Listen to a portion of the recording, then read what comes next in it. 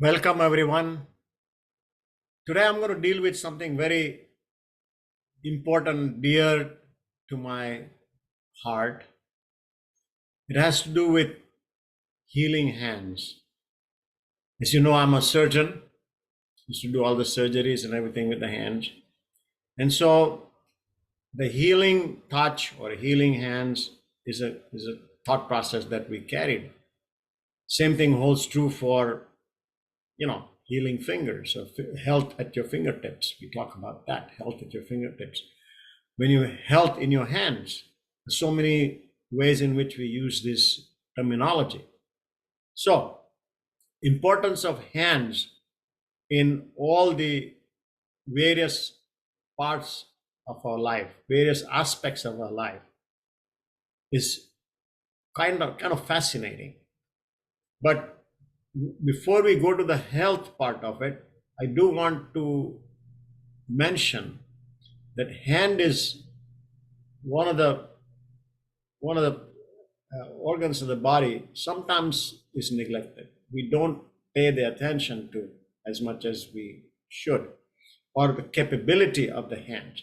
It's only when you don't have it, the use of it, something like that, arthritis, you have pain you have in hands, or people who have paralysis, something like that. Now is the issue.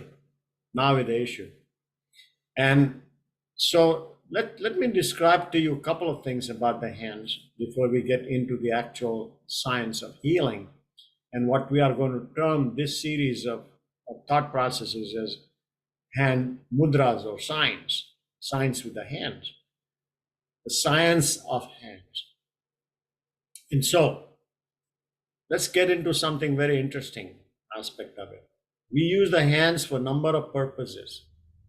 As you know, when we bless somebody, the blessings is something that in ancient um, times, in all the religions, when the hand is up like that, that means you're passing some energy, you're healing somebody, your blessings are being passed on. So just holding up like that is something that we have done in the for is there in the pictures, is there in the statues that you see of doing this, or touching somebody, touching with the head or touching the area for healing.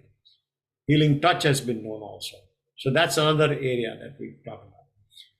The hands are also used for a lot of communications. And we will mention that as we go along with the various signs. Communication. For example, if I did this, I'll convey a meaning, right? If I go like that, waving, I would convey the meaning. If I shake hands, if I clap, lots of communication skills come through the hands. And it could be any of the fingers. It could be counting, for example, counting on the fingertips. I have things on my fingertips. We say that too. So, in other words, every area of the body is represented here, and also the mind. So, when we get into science of the hands, or particularly what we're going to evolve, has to do with number of positions. We call that mudras, and how we use them so that we can accentuate our own energies. We can also address certain organ systems because they are all represented here, as you know, from the different meridians and acupuncture charts. I'm sure you have seen all those.